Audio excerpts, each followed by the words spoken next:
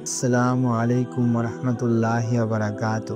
প্রিয় হেদায়েতের আলোর পথের দর্শক মণ্ডলী, আজকে আপনাদের সাথে শেয়ার করব ইয়াজুজ মাজুজের রহস্যময় ভয়ঙ্কর জাতির কথা।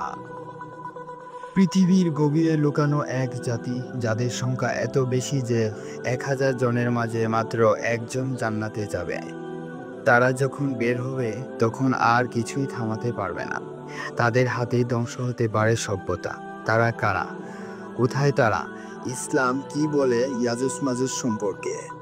ইয়াজুজ মাজুজ এই দুই জাতির উল্লেখ এসেছে কোরআন শরীফে সূরা কাহাফে। আল্লাহ তাআলা বলেছেন, এক ব্যক্তি ছিল যাকে বলা হয় জুলকারনাইন। তিনি আল্লাহর আদেশে ভ্রমণ করতে করতে এমন এক জায়গায় পৌঁছান যেখানে মানুষ এক অদ্ভুত জাতির কাছ থেকে বাঁচতে চেয়েছিল। কোরআনে বলা হয়েছে, তারা বলল, হে জুলকারনাইন, ইয়াজুজ মাজুজ এই ভূখণ্ডের বিপর্যয় সৃষ্টি করেছে। দেয়াল নির্মাণের রহস্য। জুলকারনাইন আলাইহিসসালাম তখন আদেশ দেন এক বিশাল লোহার প্রাচীর বানাতে। তিনি লোহা তামা গলিয়ে এমন এক দেয়াল বানান যা তারা আজ পর্যন্ত ভাঙতে পারেনি। এই দেয়াল কোথায়? ইতিহাসবিদরা বলেন এটা বর্তমান ককেসাস অঞ্চলের এক পাহাড়ি অঞ্চলে। অনেকে বিশ্বাস করেন এটি রাশিয়া ও জর্জিয়ার মধ্যবর্তী অংশে। কিয়ামতের আগে ভয়ঙ্কর আগমন। প্রতিদিন ইয়াজুজ মাজুজ দেয়াল ভাঙার চেষ্টা করবে, কিন্তু রাত হলে দেয়াল আবার আগের মতো ঠিক হয়ে যায়।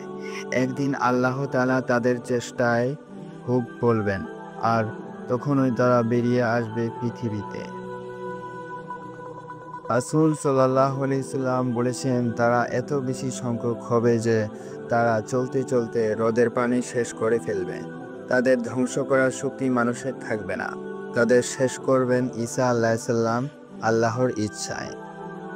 আল্লাহ তাআলা তাদের নাকে এক ধরনের পোকা পাঠাবেন, যার মাধ্যমে তারা হঠাৎ মৃত হয়ে যাবে। এই ঘটনা আমাদের কি শিক্ষা দেয়? কিয়ামত খুব দূরের কিছু নয়।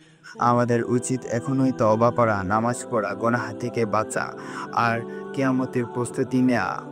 ইয়াজুজ মাজুজ শুধু একটা গল্প না, এটা সত্য। এটা প্রমাণ করে যে আল্লাহর কথা কখনো মিথ্যা হয় না। আসুন আমরা কোরআনের দিকে ফিরে যাই, হাদিস জানি, আমল করি, যেন আমরা সেই একজনের তালিকায় থাকি, সে যে জান্নাতে যাবে। এই বার্তাটি অন্যদের জানানো আপনার দায়িত্ব। আর আমাদের চ্যানেলটি সাবস্ক্রাইব করে পাশে থাকুন। ইনশাল্লাহ সামনে আরও রহস্যময় ইসলামিক কন্টেন্ট আসছে। আসসালামু আলাইকুম ওয়া রাহমাতুল্লাহি ওয়া বারাকাতুহু।